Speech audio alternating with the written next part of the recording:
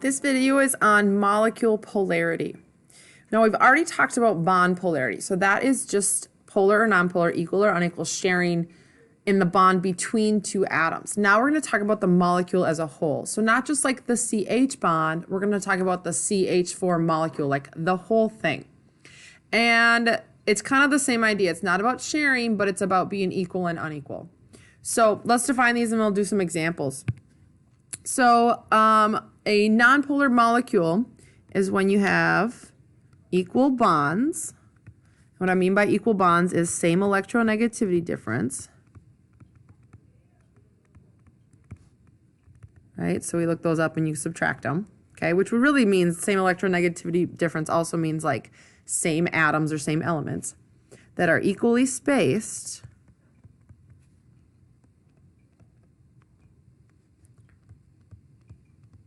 around the central, or which means same bond angle,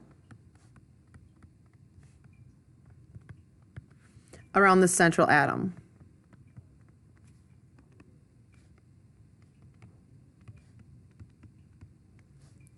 Okay, so another way to think about this is that nonpolar molecules are symmetrical. All right, so an example of this would be if we have CH4.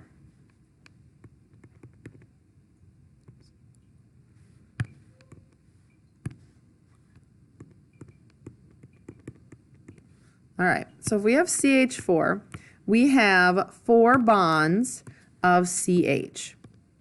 All right, so in the CH bond, carbon is a 2.5 electronegativity, and hydrogen is a 2.1.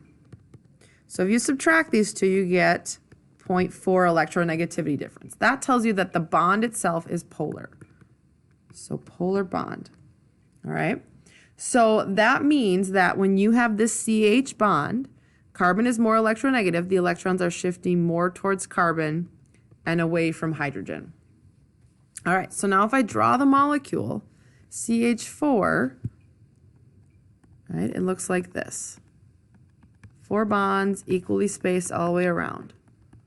Okay, so you should know now that this shape is tetrahedral, and that means that our bond angles are all equal. They're all 109.5 degrees apart. So this distance from here to here is equal. So that's the first point, equally spaced. We've got that, equally spaced. Oops, stop that.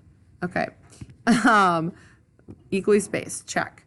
So now equal bonds. Do we all have the same bonds all the way around? Yes, we do. And what we can look at this is we have a shift towards carbon, right, from all of these hydrogens. So this is polar overall bonds, but they're all shifting the same amount towards carbon. So that makes it completely symmetrical and balanced. So this is what we call a nonpolar molecule. Okay.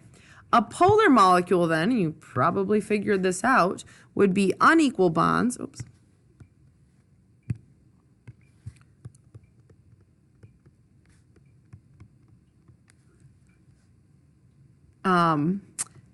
And or unbalanced bonds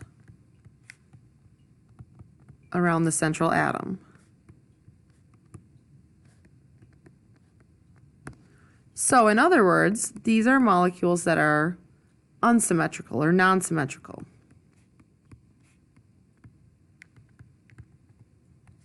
Okay, so this would be something like if I had CH3Cl. Okay, so now what I have is I have carbon still with 4 bonds with a chlorine on one site and a hydrogen on each of the others.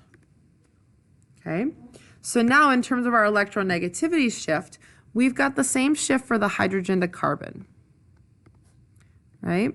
So those are all equal. However, chlorine is more electronegative than carbon. So in this case, right here, the electrons are shifting that way. So now we have a completely unbalanced carbon here. The hydrogens are all letting the electrons shift towards carbon, and then the chlorine is pulling their bond away, which makes it non-symmetrical. This is what we call a polar molecule. Now, other polar molecules will be things like this one has unbalanced bonds, or actually, sorry, unequal bonds, but the bonds are balanced, right? This is still tetrahedral, and 109.5 is the bond angle. But if you had something like water, for example, right, you'd have oxygen with 2 bonds to hydrogens here, and here you have equal bonds, right? They're shifting the same amount.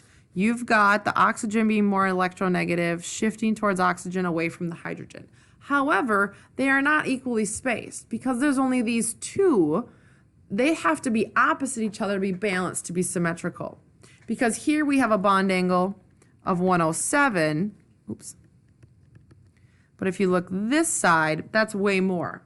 Okay? So this would have unbalanced bonds. So unbalanced for this one is what makes it polar. And then this one makes it unequal. Or this is because you have unequal bonds. All right, so that is polar and nonpolar molecules, molecule polarity.